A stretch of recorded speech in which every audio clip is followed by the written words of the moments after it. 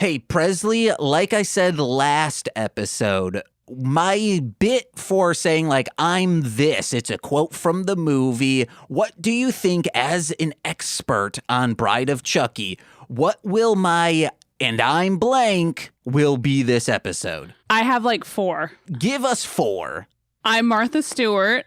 I'm going to vaporize you. I'm made of rubber. I have 3. Okay. Well, you want to know what? Let's get to the theme song and we'll find out. Okay.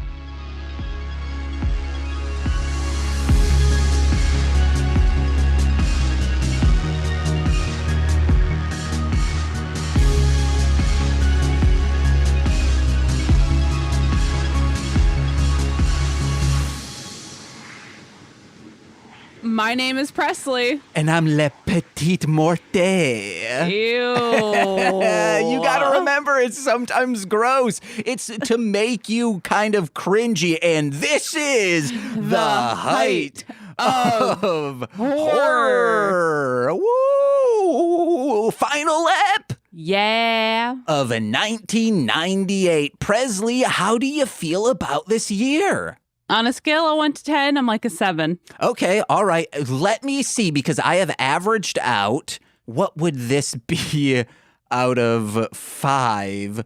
Double that. Okay, yeah, you want to know what? I'm also around a 7 out of 10.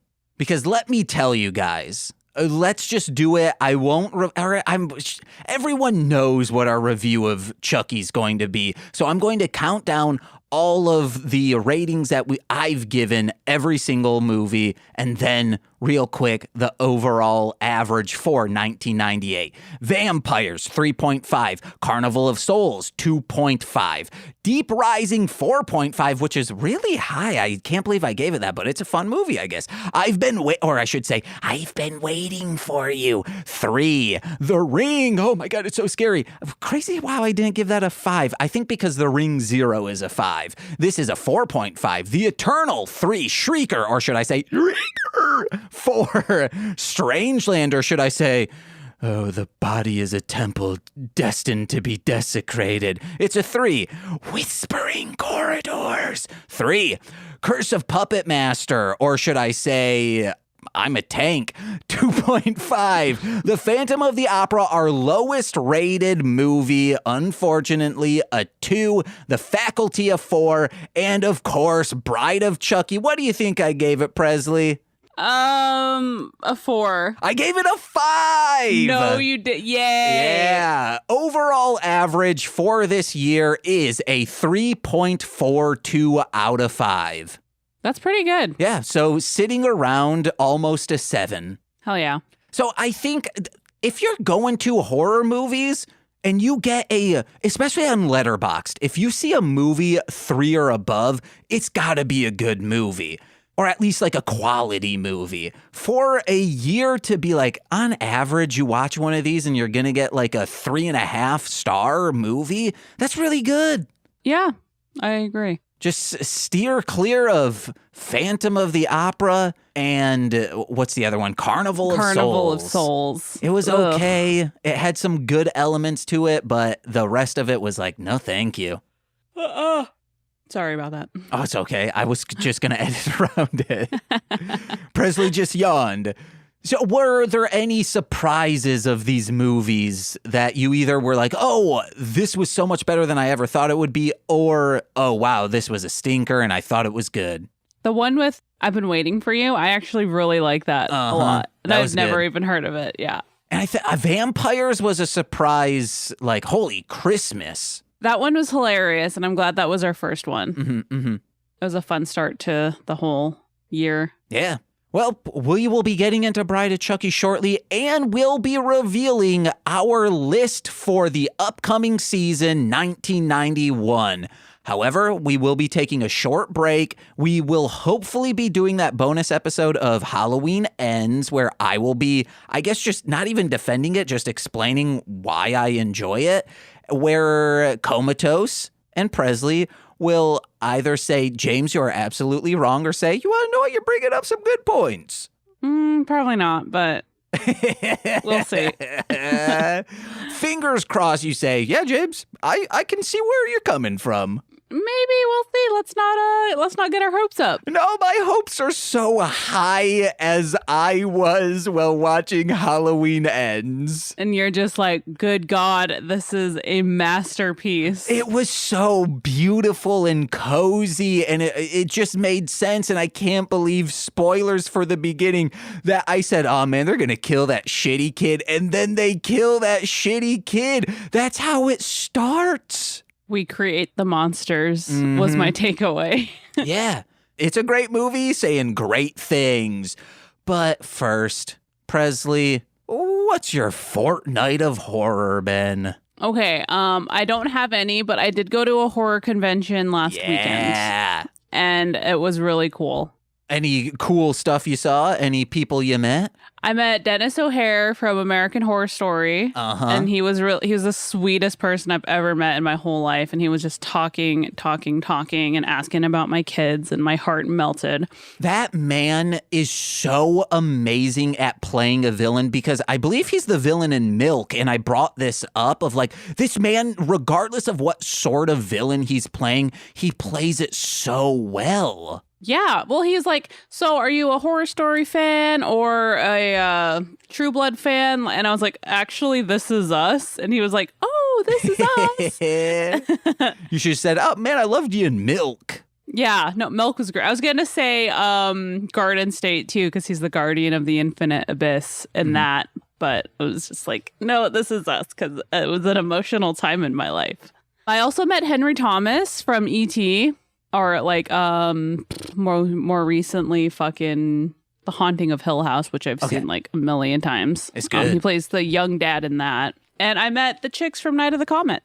Oh, yeah. Night of the Comet rips so much. I love that movie. Fucking love that movie. Yeah, so they were really nice too. But I think, I saw Danielle Harris too, but I didn't really want to take a picture with her.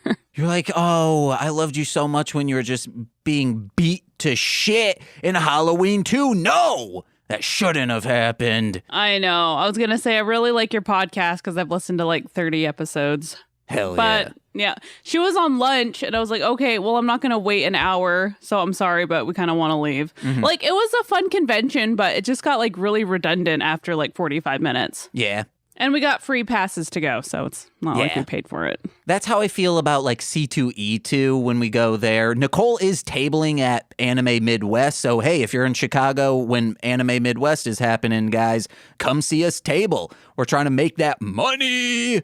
But even though like we no longer go to it because the person who runs it's kind of a shitheel, G-Fest was an amazing convention that we would go all weekend because we would make up an itinerary of like, these are all of the panels we are seeing for this hour to this hour to this hour. This is when we will eat. This is when we'll go to the video game area. This is when we'll go to the dealer's room. All of it. It was it sucks that dude sucks because that convention was great, but boy, oh boy, he's trash. All right. Regardless of that, I need to get into my stuff. Did we talk on podcast about Scream 6? I think so, because I watched it and I was saying how awful it was. But have I talked about it because I have seen it now? I don't think so. Okay. My takeaways from it, the guy who played the new boyfriend, the hunk from across the courtyard. Yeah. I forget his name. He's also in the other two, that TV series on Comedy Central or HBO Max now. He plays the best himbo ever. He's immediately like, I want this man to get whatever he wants because he's such a sweetheart. Hell yeah to him. And the movie for the most part was good. I think I liked it more than the last one. I gave it a 4 out of 5. Oh, shit. Okay. Yeah, that's not what I would do, but I'm glad you liked it. But a movie we gave a 5 out of 5. We watched Blood Diner. It's so good. What? What? No, I'm trying to remember which one that is. It's two brothers who are trying to like resurrect their grandfather and they work in a diner and no, their grandfather's a brain that can talk to them. Why am I thinking of... Okay, I know which one this is. Okay. I'm thinking of the Thanksgiving one where it's like a something else. Okay, go ahead. I'm sorry. It's so good. Nicole and I saw the trailer and we were like, I don't know, but Betsy Sidaro and Mano Agapian always talk about it, but we did their watch along of it, and it's so good. The trailer does not do this movie justice. Oh, baby. 2 thumbs up. Then... we were in Minneapolis. I can't say that thing right. And we watched because our friend Brooke, they go, oh, you guys want to see the scariest movie I've ever seen? And we watch, it's been on my list. I love found footage movies. Gojim Haunted Asylum, the South Korean movie. Oh, yeah. What'd you think? It's terrifying. Yeah. I love it. I thought you were going to say a Serbian film for a second. No. Presley, I will never watch that movie unless you are sitting on the couch next to me. Aww. That's the only way I'm ever going to do that. You could send me the Blu-ray and I'd be like, you want to know what? No. Either I'm coming to you or you're coming to me, or we meet in the middle. Okay, let's meet in... Montana? Wyoming? Okay. Is Wyoming more east? I don't know. It's like Montana and then a state down is Wyoming. I found out I could just take the train to you guys. I mean, it would take 24 hours to get there. Oh, yeah. And that Fuck train, the Empire Builder, sucks so bad. We took that and it was delayed every time. And the last time it was delayed by like 3 hours. And every day it's delayed. Why? Amtrak, actually, the train workers should have went on strike because this was the shit they wanted to strike about, because trains are always delayed and they're like, it shouldn't be like this. Here's what we should do. And no, they should have striked. Yeah, no, it takes me like 18 hours to get to Montana from Washington when I take that bitch. I hate it. Sucks. Sometimes 24 hours. It would take you like 4 days to get here from Chicago, because I know I've checked that itinerary. All right. And then the final, it's like horror adjacent. It's by the same dude who did Chopping Mall. It was their first film directorial debut. We watched The Lost Empire. It's on Tubi. We loved it. It was so good. 2 thumbs up. And that's it. Yeah. No, I'm trying to think. I did not watch any horror because I think I was like cramming my brain with Stephen King novels and then movies, and I committed suicide mentally. Well, what didn't commit suicide is the resurrection of a film franchise. You want to get into Bride of Chucky? Woo woo. I always want to get into the Bride of Chucky. All right. Bride of Chucky, or BOC if you're nasty. A movie I had to look up the year it was released in, totally forgetting the concept of our podcast. But specifically for any first-time listeners, it's October 16th, 1998, because we are only reviewing movies released October 16th, 1998. I kid. Written by series scribe Don Mancini and directed by Warrior of Virtue himself, Ronny Yu. Be on the lookout for the episode of This Existed where we'll be covering 1997's Warriors of Virtue. But back to The Bride. Unlike the previous child play films, Bride of Chucky, BOC, takes a humorous approach towards self-referential parody. It is one of Presley's favorite movies. Presley, why? Because that is literally the first horror movie I've ever seen. And even before I remembered being alive, I would be watching it as a kid and like getting my mom when I lived with her for like 2 seconds before I got taken away from her. Trauma. I would run into her room and be like, I'm so scared. And she's like, well, what the fuck are you doing watching Bride of Chucky at 3 a.m. for? And she'd tell me to turn it off. And I'd say no. And I'd go watch it again and again and again. And that is when I knew I was a freak. So I have the same thing. The first movie I ever saw is also my favorite horror movie. And of course, it's Tales from the Crypt Demon Night. That guy was there too at Crypticon. I think that was the first horror movie in my... Oh, no, actually, it was probably like Critters 1 through 4. Oh, no, see, okay, it's Bride of Chucky for me, and then we were watching The Faculty, because my parents reconciled for like a couple months, and we were all watching it, and my dad got really pissed because it was the scene in the shower, and that's when her scalp fell off, and he's like, what are you guys watching? And we were like... dads just they love being oblivious until they can scream about something. Exactly. He wouldn't have known. No. Should my dad have? I think no. If anything, the show Wishbone is what I had nightmares about. I could see that. Which is just a dog traveling through time telling stories that's historical fiction. I loved that little fucking dog. Yeah, it's a He cute was dog. adorable. And guess what? The dog probably dead now. Yay. You're awful.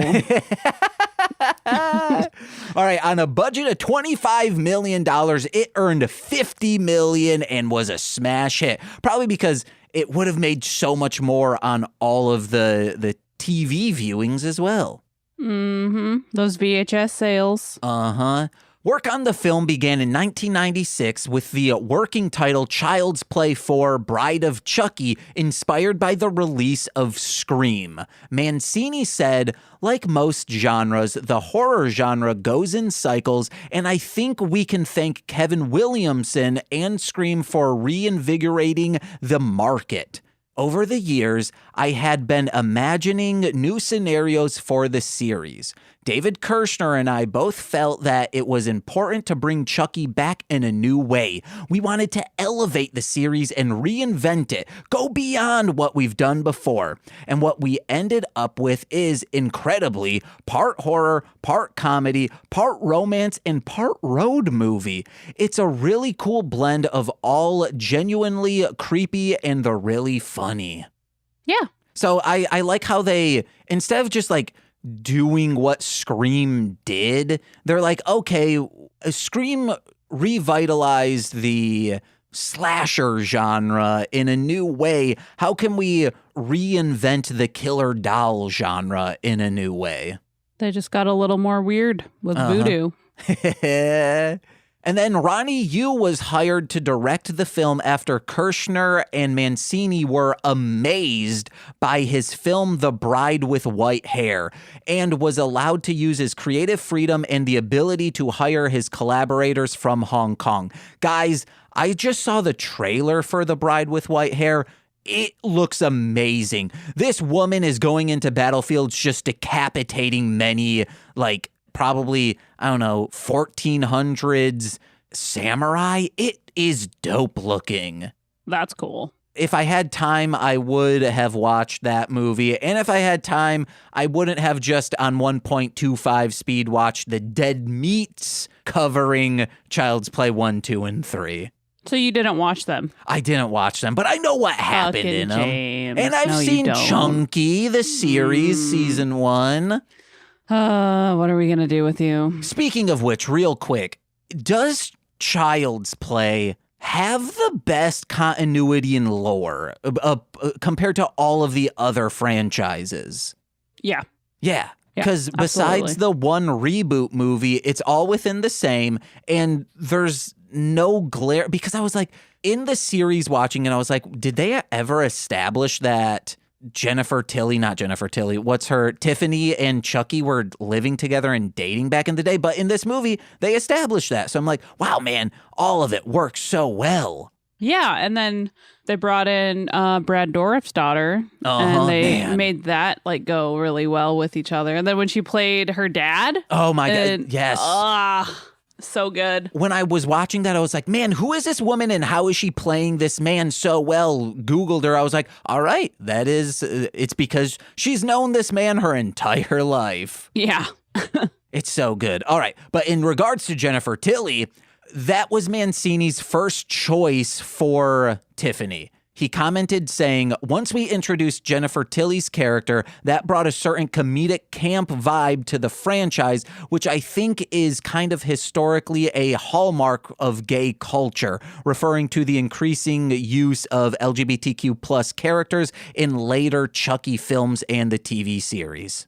Mm-hmm. And this is my last trivia. Because we've had a lot of movies shot over the course of 7 to 18 days on this show, for perspective, how long do you think it took to film Bride of Chucky? 6 weeks? No, 12 weeks in and around Toronto, Canada. Over half of the film was shot on soundstage. Interesting. That's cool. You want to get into some reviews? Yeah. I just have a few. They're very short. 5 stars from Robin. They say, I have no time for people who don't like this masterpiece. Me too, Robin. Half star from Ostron says, doll sex. Anatomically correct dolls sex. End of review. Which I was like, so why wouldn't that give you like more than a half star review? People pay top dollar for that IRL. However, once I saw this movie, I'm like, oh, maybe they're upset that you don't actually get to see the doll sex. Exactly. You just see the shadows. Yeah. And then 4 stars from David Wellham. They say, this movie rules. Chucky smokes a joint and listens to Slayer. Then a half-star review from Hannah Wellham saying, this was garbage. I can't believe my husband gave it 4 stars. I saw that review first. I was like, wait, well, if he gave it 4 stars, maybe he gave this movie a review on this website. Let me check. Okay, yep. I was able to link their accounts back and I found his review. Fuck yeah. And then finally, last review is Voodoo, Dolls Having Sex, and John Ritter. That sums up the cinematic masterpiece that is The Bride of Chucky. The 4th installment of the Chucky franchise introduces Chucky's girlfriend Tiffany, who inevitably is killed and turned into a doll by her beloved. To avoid being toys forever, the dynamic duo take 2 high schoolers hostage to drive them across. I thought like 2 high schoolers. That's not what this reviewer was saying. 2 high schoolers hostage to drive them across the state and eventually steal and inhabit their bodies. It has the great kills of a Chucky movie with humor that gives it the fun 90s campy nostalgic feel.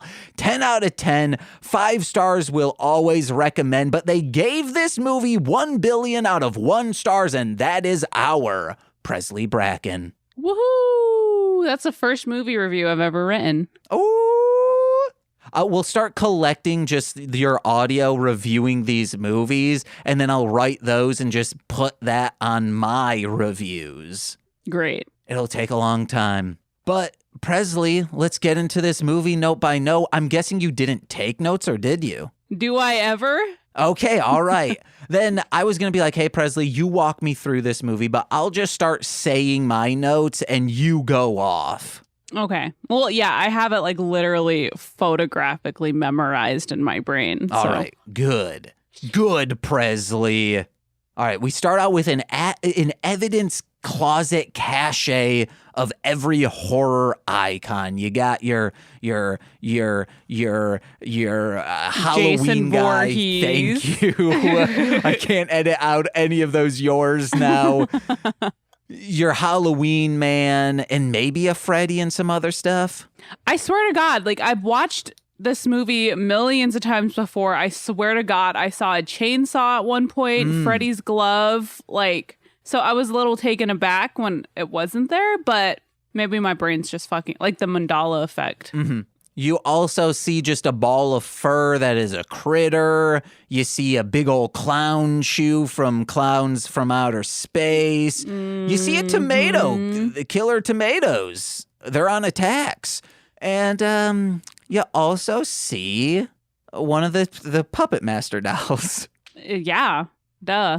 Oh, you also see a picture of the White House and Congress because they're the real horror icons, am I right?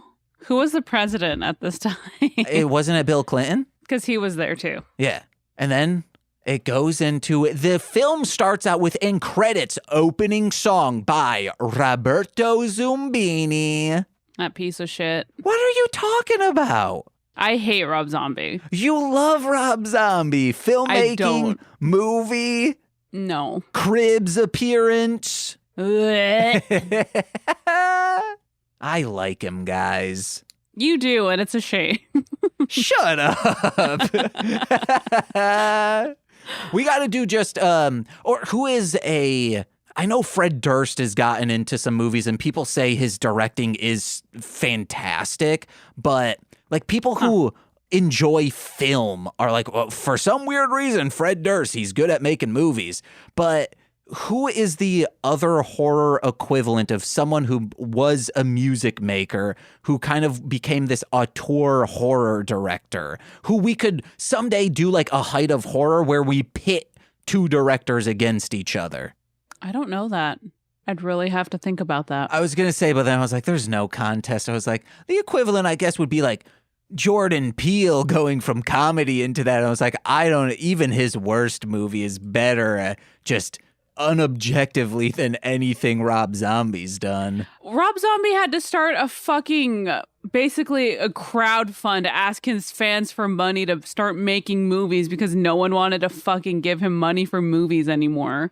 Yeah. And Jordan Peele is just making fucking $1 million movies. You know, like, yeah, there's no comparison. I would also say like multi-million-dollar movies because you're like, yeah, he's making $1 million movies. Okay, well, that's not that much for a movie anymore. I know, yeah. We'll find someone to be like, who is better? Yeah, I'd have to think about that. Maybe there's someone from like a different country that we could pull in. If you are a listener, please let us know. Yeah, thank you. But if you're not a listener, don't. Yeah. I don't know Thank you. I don't know. I said, if you're a listener, let us know. But I should have said, hey, listeners, let us know. All right. We then see a photo of Charles Lee Ray in a newspaper dead. But this photo of him is so funny looking because he's just like clearly alive, but awkwardly placed up against a wall. Yeah. I don't even know that.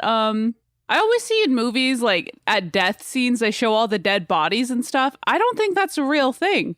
Oh, no. No, that's never been a thing. But in movies, it always is. Wait, you know what I mean? Do you mean like photos of it? Yeah, or like in news, like on speaking of your king, Rob Zombie, in the Halloween movie he made, they were like doing a news thing like, oh yeah, all these people died. And then it's a news reporter outside of the house in real time watching as they're pulling the bodies out of the house and Sherry Moon Zombie's just fucking crying over her dead kid's fucking body. You know, like shit like that. Like that doesn't happen in like...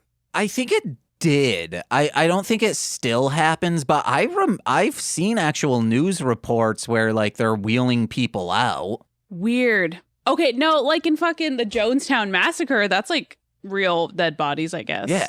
But like, I mean, like, I don't know. I guess I've just never seen... Nah, do you want to know that Jonestown, in quotes, real dead bodies? No, those were crisis actors. Ew. I described you, Presley, as of recently on, I think, Engaged with Nicolas Cage, I said, most of my co-hosts are unsupportive conversationalists. You meaning Nicole, you, Sean Marciniak, I say something, nothing, stiff arms me. Then you got the supportive ones like R2 Shelby 2 and Lil Corey. And then you have your supportive cusps, Corwin and Presley, who want to hear what I say, but are generally regretful for letting me say something. I just got to meet you where you're at. You know what I mean? I love us being introduced to John Ritter. I wasn't sure what his character would be right now. I was like, oh, he's just like a stuffy dad, but he'll probably learn in the end to like love his daughter. But then you find out, oh, not really. His daughter is an uncle. And then I thought he was going to be like, oh, this is her boyfriend, but I think he's actually gay. I don't need to be worried about her, only to come to find out he's like, oh no, this is a ruse. She's actually going with this boyfriend that he doesn't like, and they end up getting caught. I didn't like any of this, but dang, Katherine Heigl is a hottie. Yeah. She still is. But once we get to Jennifer Tilly, we will be discussing. I'm kind of pissed she became a doll, okay? I feel you. That's understandable. Guys, Vancouver over the years in film has been many cities and is many cities. Chicago, it is not. This, because the man has CPD on his thing, I think is this in Chicago? Okay, I don't know that. I assumed they were in New Jersey. But then they were in Niagara. Yeah. And I was so confused. I don't know. I've always assumed they were just in like the other side of New Jersey. But I will then check. they were crossing the state into New Jersey. So they might have been somewhere close. And then also, I don't think the boyfriend was in high school. Oh, wait, no, I think all of them were in high school because he's also going to prom. That's right. Okay, but he's living alone in this trailer. We don't know his living situation. Like, if you're 18, you could still be in high school, and your parents could be just not, like, in the faculty. Yeah, fair enough. Okay, but then she's like, you want to go get a drink with me? And he's like, Well, we are going to get into that because I have a question for you about it. okay. It is, I think, in Lockport, New York. That is what they are saying here. Oh, okay. I'll accept that. But also, why would Chucky's doll be in New Jersey? He was gunned down in Chicago. Maybe he's from New Jersey. Okay, but why would the doll be? Oh, he's buried there. Okay, that's what not the doll. But why would the doll be in New York anyway? There's maybe like just the crime scene stuff, and like it has a higher budgeted investigation. Okay, that could be it. We'll say that's it. But they then get pulled over. Oh, wait, no, actually, we're still seeing now Jennifer Tilly, who's in a trailer all done up with candles. I love, there's so many good jokes that aren't even like set up as jokes, but the voodoo for dummy is hilarious. Mm-hmm. She tries to bring back Chucky because a cop went into this evidence locker, but got the doll for her. Probably she's like, I'll fuck you. I'll jump your bones, but then slit his throat. Yeah. Mm-hmm. She says, hey, cab. All cops are boys that I can manipulate. And then this random ass like fake goth dude comes up. Or I guess he's a real goth, just a fake murderous goth, because he comes in and shows her a photo. And is like, oh, yeah, I killed this dude. And she's like, well, why is all this ketchup here, And she goes, you've never killed anyone, you pathetic worm. I believe he is a poser because when they say they found his body, they showed a picture of him. And he is the nerdiest little man. Also, no one ever shows like we have two photos on file. They would have just shown one of them. I know. And the one picture they had of him as a goth, he's like, But this was a very Rita repulsive thing to say. You pathetic worm. Yeah, totally. She says it all the time.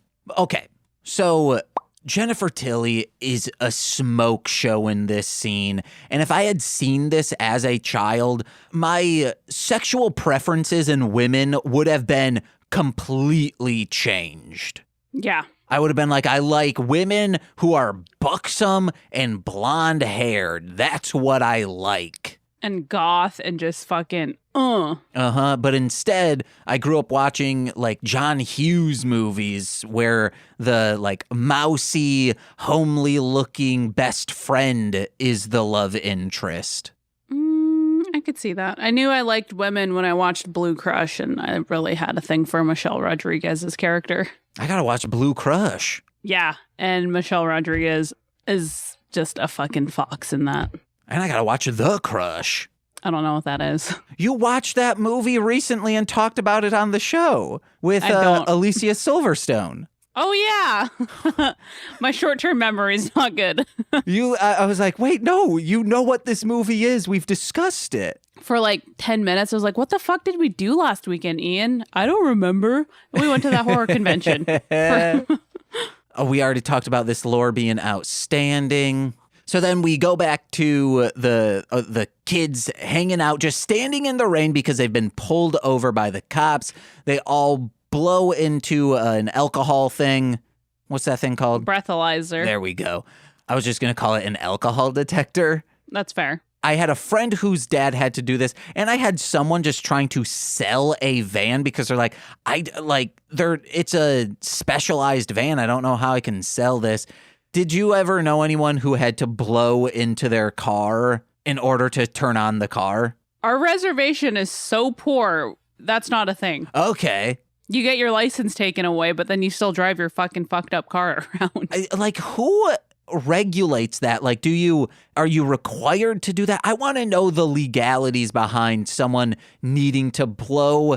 And what we're talking about for anyone who is unaware of this, there are sometimes in cars where they have a breathalyzer that you need to blow into in order to be able to turn the key to light the ignition. Yeah, because if you get too many DUIs, you become like a fucking safety risk, and you have to take all these classes. You have to pay to get that installed into your car for for some time, for let's say a year, because you have to prove you can stay sober for that long, and you need to blow zeros every time you get into your car, otherwise it won't start. Mm-hmm. Or you can just, hand it over to your kid. They'll blow into it. Or like the 40-year-old virgin, pick up someone that doesn't drink and have them blow into it. That too. So yeah, guys, if you want an example of this, just go watch the 40-year-old virgin. You'll see what we mean. All right, so they all blow negative, and then, that the cop who will see a bunch, he's like, oh, someone's here, I can leave now. And then the uncle shows up, it's John Ritter, and she's like, dude, what are you doing? Like this and that, like, let me do what I want to do. And he says, when you're 18, you can go to hell for all I care. But while you're under my roof, you're not going to tarnish the name we both have and make me look bad. I'm surprised his house was that big for just being a fucking chief of police. It looks like he might be getting kickbacks from someone. Yeah, I could see that. Or maybe the family has money and he's just like, all right, I'm going to go into this field. Okay, that's fair. And they're like out in, this is 1998 in a small area. That house probably cost maybe $150,000, whereas today it would cost like $400,000. Or her parents died and that was her house and he moved into it. Oh, that could be it too. Yes. That dick cheese. Gross. But yeah, she's like, damn it, I hate this man. And then they all leave. And he's holding a bracelet, just fucking sobbing for his love. This is also how in 1998, this was written by a gay man because the gay character is not a caricature of a gay man. It's just a man who happens to be gay instead of, hey, this character, all they are is gay. Yeah. It's real good, guys. Who would have thought Bride of Chucky holds up so much? Me. Oh, yeah. But if you were to be like, hey, what horror franchise holds up the most just socially and in quality? I don't know, Child's Play? No, guys. No, really. Watch Bride of Chucky. Then we go back. Jennifer Tilly's in like this corset underwear, just doing this cute little dance, has that fake goth tied up, sets Chucky on, and she's like, you two can watch, because she is aware Chucky has risen, but he has not made himself known because she sees in the pentagram, all of a sudden he's not there and his footprints are smeared everywhere because the pentagram was made out of sand. Yes. And it's nice. And then the dudes, oh yeah, this stupid doll, this and that. And then Chucky's head turns around and he's like, I'm going to rip your piercings out, then stab you. I always loved that scene when he rips out his fucking lip ring. It was a very historical moment in my childhood. Jennifer Tilly is a master in all sorts of acting. She has the camp factor down, the comedic factor down, the dramatic factor down. And when she is professing her love to Chucky, she is acting against a doll, an animatronic, and she is putting on a masterclass. Yeah, she's a queen. Yeah. And she's like, hey, I don't need to do this acting shit anymore. I'm good at poker. That's why I think she's not I think she's only in Chucky stuff now and Family Guy. Oh yeah, I forgot about that. But next morning, she is trying to bring this crate in. She's in this mini dress, very tight in high heels, trying to drag this chest into her car. But she sees Jesse, the love interest, and he's looking all ripped. And she's like, oh, Jesse, could you help me over here? Pick this up, you strong man. And he's obviously maybe it's everyone in this trailer park is like, steer clear away from her. She's kind of an oddball or kind of like a horn dog. But she starts just putting the moves on him. And this is my question. Presley, if you were 18, Jennifer Tilly looking like this, could she have seduced you? In a heartbeat. All right. Absolutely. I think that's the right answer. Yeah. For everyone. Yeah. Like, you're 18, and I think you could convince, even if you were in a relationship, like when you're 18, how long could this relationship have been? And you could have been like, it's Jennifer Tilly. Yeah. And then your spouse goes over and is gonna like give the 1-4. She's like, I'm gonna tell this woman off. Then the following day comes back to your trailer, hair disheveled, and it's like, I'm sorry, Jennifer Tilly fucked me too. Yes. Men always do the dishes, even if you made dinner yourself. Because, like, Jennifer Tilly says that to him. Says, like, hey, always be good to her. Also, Jennifer Tilly, like, once she realizes this Jesse has a spouse, I'm not going to make the moves on him anymore. Because I wouldn't want that for me. Like, this movie fucking rocks. She is a good person. And I hate, like, this is a more realistic, because, like, he is a serial killer and not a supervillain. This is Harley Quinn and the Joker, but done a little bit better until, you know, like, you throw the dolls and shit into the mix. But even into the Chunky series, we still get this back and forth of her wanting Chucky to love her, but I think just realizing I'm a murderer, I can't find anyone else. Well, she has morals. She's like, you know me, I'll kill anyone, but I'll only sleep with someone I love. Mm-hmm. And she just hopes that Chucky will just stop being stop being a killer, you know? He doesn't feel anything ever. Yeah. Oh, so we've talked about split diopter shots before, and Presley, you've been like, I don't know what you mean by that. This film is almost exclusively split diopter shots. You know, when like someone's in the foreground and someone's right close up to the camera, but they're both in focus, and then like in the middle, it's a little fuzzy. Mm-hmm. So like they both feel like they're close up to you and both focused in on. That's used by a split diopter. Mm. So did I write down a specific? Dang it! I meant to write down like a specific, like, hey, here's where a split diopter's at. There was one scene where it's a close-up of her, but in the background, you could still see everything pretty clear. Is that what that is? Yes. Okay. No, that was a good shot, too. I think it was when she realized that Chucky was alive. Oh, yeah. Like that moment where she's like looking, and then it's a really close-up shot of her, but you could see the background and that little star is all distorted. Yep. Split diopter, baby. And okay, so we're still in the trailer. The sets in this are so amazing. And so I think a cat might have ruined some stuff. I don't know. I just heard dishes fall everywhere. Fall into the sink, meaning the cat's probably trying to eat food that's in the drain. We feed them. As cats do. We feed them. Why do they do this?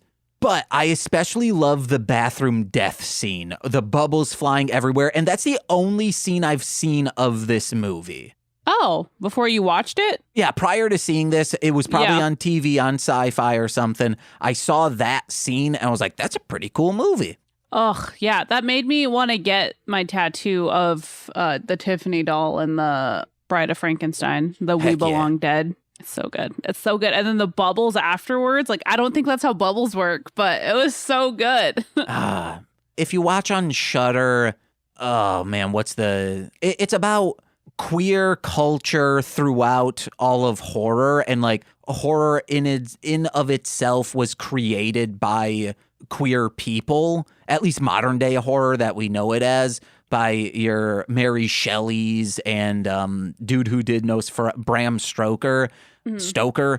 And Don Mancini talks about The Bride of Frankenstein and how that is, I think, a trans parable, at least how you could see it. And the director was a openly queer man, and how that influenced this movie. And it's a very good watch. All of the series it's really good. I will find the name of that. Presley, you got any last notes on, like, how do you feel about a woman saying, hey, I'm finally going to kill this man. I don't want him in my life anymore, only for her to become a doll by him. I don't know. I would say it's predictable. Hey, actually, hold on. I got to make sure that's Nicole in the kitchen, because if that's the cats, okay. uh-oh. Hold on. Oh, wait, I'm in underwear. Shoot. I'll close my eyes. Okay, I'll just turn the camera. Okay. It was Nicole. Okay. What's she doing? Trashing your kitchen?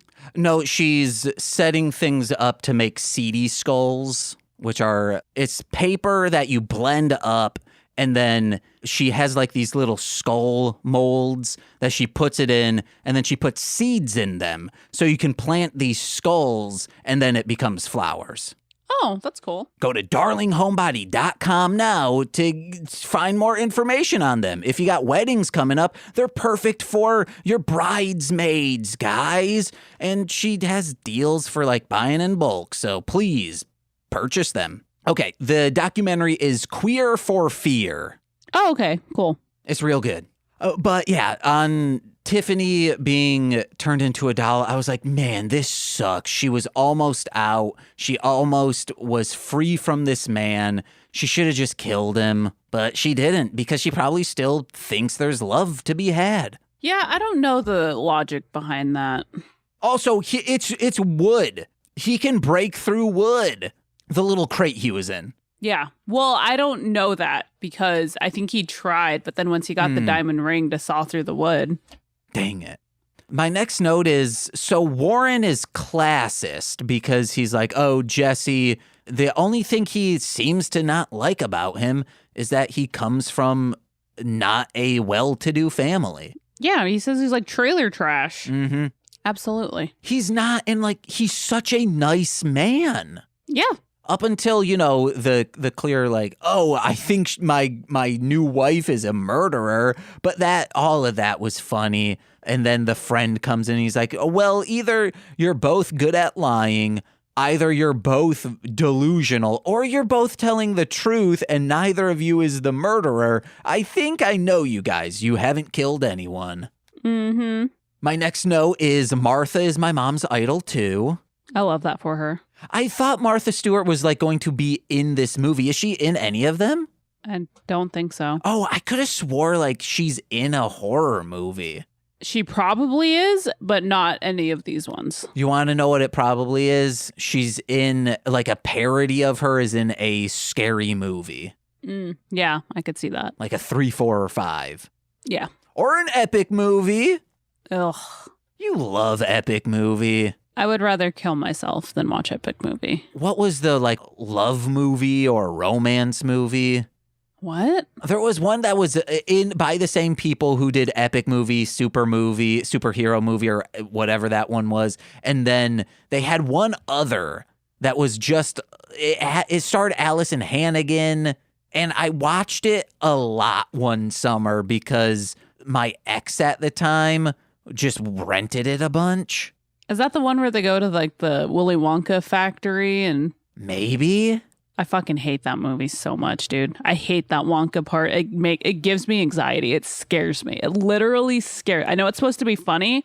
It makes me uncomfortable. I'll look Watch it up. that Willy Wonka scene and you're just going to be like, ah. Because it's fucking... It's Crispin Glover and that's terrifying in and of itself. And he plays this sadistic Willy Wonka. No. That's a no from me. No, that's Epic Movie. Oh, is it really? Yep. Well, what the fuck are you talking about? I gotta find out what this... No, I hated Epic Movie so much. No, that's not Epic Movie. I'm thinking of Date Movie. No, Epic Movie has Willy Wonka in it. Oh. Like he's on the poster. I'm thinking of Date Movie, which is by the same people that stars Adam Campbell, Allison Hannigan, Sophie Monk, Tony Cox, Jennifer Coolidge, Eddie Griffin, and Fred Willard. That one must be good because it made $84 million on a $20 million budget. Date Movie? Yeah, Date Movie. Good God. Wait, no, Epic Movie also made the same amount of money. That is the dumbest shit I've ever heard in my life. Yeah, that's not good. Okay, I'm not even seeing her in Epic Movie, so I don't even know what I'm talking about. Maybe it was Date Movie that I saw. Yeah, I think it was Date Movie, where she was really fat and then they suck all the mayonnaise out of her. Yep, that's the one I was thinking about. But is Willy Wonka also parodied in that one? Yeah. No, Willy Wonka, I'm looking at, it says list of movies parodied. That's not on here. It's only on Epic Movie. What the fuck? Maybe you saw clips from, I mean, they're both very similar in style and filmography, like in cinematography. Is Crispin Glover an Epic Movie? Crispin Glover is, yes. Okay, so that's the one. Because also Jennifer Coolidge, Adam Campbell, and Fred Willard are in Epic Movie and Date Movie. Jayma Mays. Yeah, and Cal Penn. That's the one I was thinking about. All right, guys. Weird. They're all the same. See, Tony Cox is in both of them, too. Yeah. Oh, I fucking hate my life. Well, I just have a few more. Sorry that Martha Stewart got us on that diatribe. I hate my life that we fell down that rabbit hole. Okay. No, you want to know what? I think if we ever do one of those years, like an epic movie, that's a horror movie. No, that's a horrific movie. I'd rather do that for an hour than watch that movie. Just dry heave? Yeah. So we get this scene that's very Final Destination-y where a car blows up because Chunky just puts he Molotov cocktails an entire car. He makes a car a Molotov and blows it up because one of the police officers that we've seen before is like, I'm going to plant weed in your car, all of that. After John Ritter did that but got pinheaded. And then there's just commotion and chaos. The car blows up, slams into the side of this diner that all these teens are at. And for some weird reason, everyone thinks that these two teenagers are the one who blew up this car. I can't believe lady said, that's them. There they are. Oh, I know. It escalated quickly. But this one person, the only person to see Chucky is a stoner in a car and gets flipped off by Chucky. And I thought, because every other movie would have been like, kid smokes weed, sees a doll crawling on the ground and freaking flips him off, would have been like, looks at the joint, says, I gotta stop smoking this, or some variation of that. But all this dude says, fucking rude doll. This movie ended up just becoming like a roller coaster ride, so I don't have a lot of notes, but I do want to comment on... No, this wouldn't have been when the guy dies yet. Waterbeds are terrible, right? Yeah. Waterbeds should be full of like pudding. Why? I don't know. It'd be like, it's a better consistency to sleep on. I mean, I guess. This is what you do. You put a bunch of pudding mix in, then the water, then you shake it up real good, maybe bounce on the top of it. Then you put it in a like walk-in cooler, and then that's what Mr. Freeze would use, a pudding bed. I would use that. Yeah, because if it's just water, it'll freeze in there. But if it's a substance that doesn't freeze very well, like pudding, he could have a pudding bed. Still enjoy that of a water bed us normal-bodied temperature people use. Yeah. And then they fuck Tiffany and Chucky after murdering some swingers in a honeymoon suite. Then the friend shows up after getting a phone call from the I forget his name. David? Yes, David. He gets called by Katherine Heigl and says, I think Jesse's the killer. I don't know what's happening. And he's like, okay, just calm down. I'll be there. Hangs up and then gets, or maybe on the other line, gets a call, and it's Jesse from outside at a payphone saying, David, I think Katherine Heigl might be the murderer. You need to come help. And then he shows up and he's like, hey guys, yeah, neither of you are the murderer. Only to be like, it stinks back here. Then finds John Ritter's pinheaded face in the ding-dang chest in the van, and he's like, both of you are murderers, takes his gun, only to get, if someone walks out in the road and they're not looking, they're going to be just hit by a car. And Ronny Yu knows how to just make a body explode. Yeah, that's how I would want to go. Mm-hmm. Quick and easy. Yeah. Because it's something that I remember, I've probably said it. On MTV, they were talking about the making of Freddy versus Jason, which he also directed. Mm-hmm. And he would just be on set, just screaming, more blood, we need more blood. And they would just haul in barrels of fake blood. And he's like, all right, now we got enough blood. That's why I fuck with Ronny Yu. He's so cool. We got to watch that Bride with the White Hair. Because it looks dope. There's a lot of blood in that. Spraying out of necks. Like Tarantino style? Yeah, like Tokyo Gore Police style. I haven't watched that movie before. You should. It's good.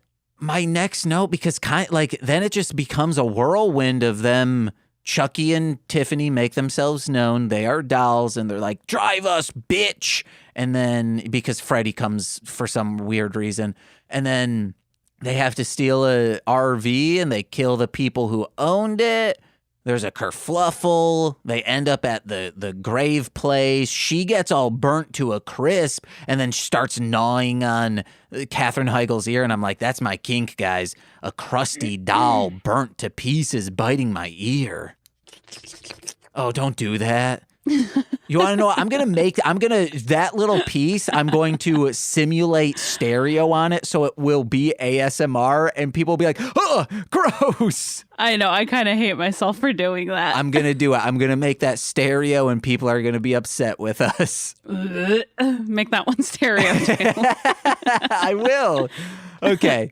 Then they kill each other. Chucky's down in the hole with his former human body, and this detective shows up, and he looks down in the hole and goes, whoa. I know. Whoa. And then they killed Chucky, and he's like, no one's going to believe this, so you kids go home, even though you are wanted by all the police departments in the tri-state area, and no one knows that, like, even if I tell the intercom, like, hey, they didn't do it. That's not going to go immediately out to everyone.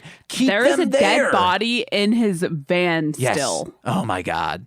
He's the villain of this movie, or the dummiest of this movie, is this detective just saying, like, go on your way, and then gets deaded. And where is their home? That's what I want to know. Where are they going? They're just walking into the field. Yeah, and if they go back to their actual hometown, everyone there thinks they're murderers. They're like, what are you guys doing? You killed your uncle. You killed 2 police officers and your best friend, David.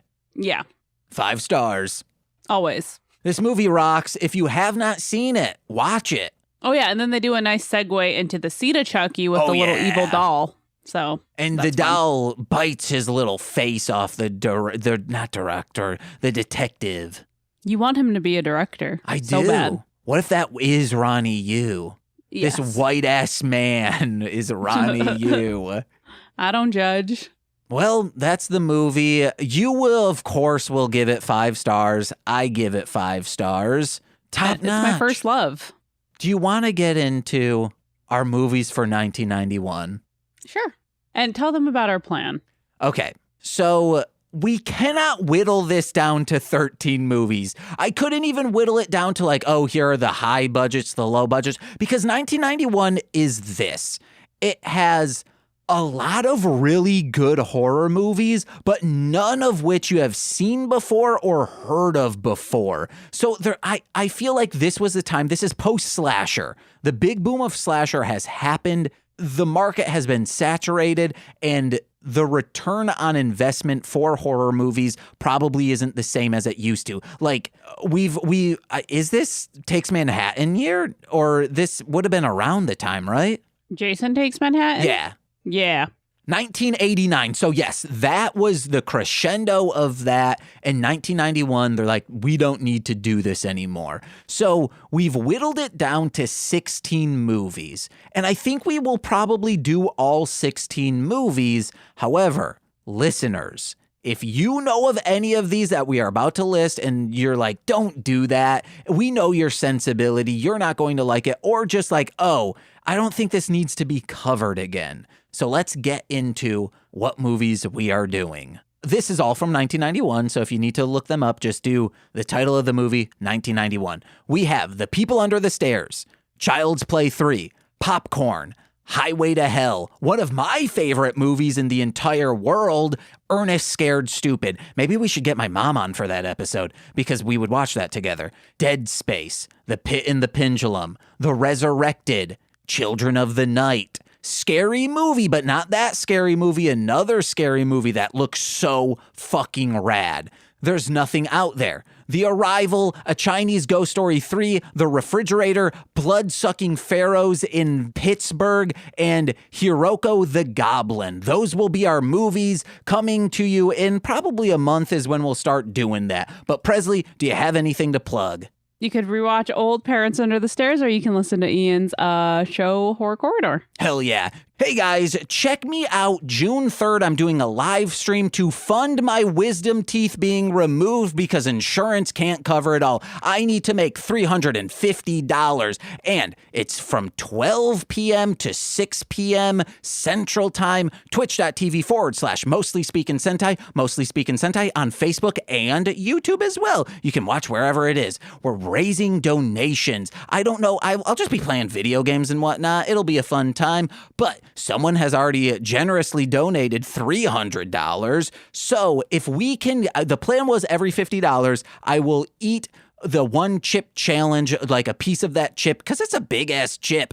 I will eat a chip of it and then be like, oh, it's hot for every $50. But if in the first hour we can get to the $350 mark, I'll shove that whole chip in my mouth and go, oh. It's going to be a good time. So please, June 3rd, 12 p.m. to 6 p.m. Central Time. And I have a new single coming out, Pulpit Aesthetic, the Mullum House remix. It's a house remix of that. It's very good. Check it out. That is June 9th, wherever music is found. And listen to my music wherever music is found right now. I got a lot of stuff over there. New Dragon Boy Suede Marshland Monster collaboration coming out in July. Orf, orf, orf, orf. I got to schedule that to post today. Put that on my list, James. And then listen to my other podcast under wherever podcasts are found. You know what I'm saying, MLMpod.com for more information on that. And finally, go over to patreon.com/MLMpod, where for $5 a month, you get exclusive content every single Friday. It's a great time. We're doing Terrifier 2 this week with This Existed.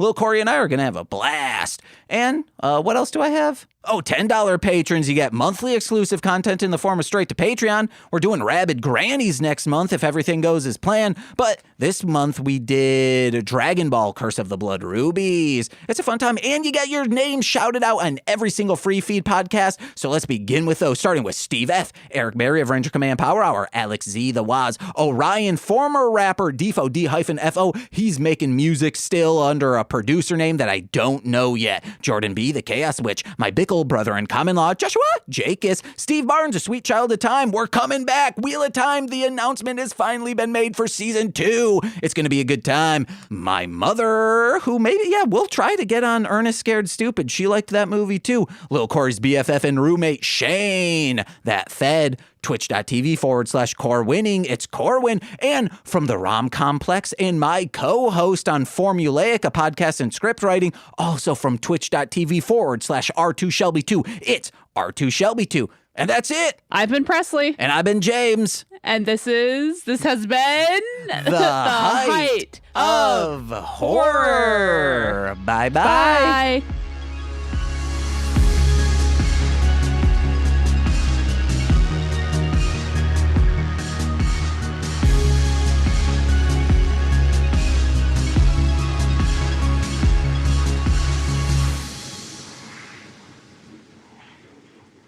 Oh, yeah.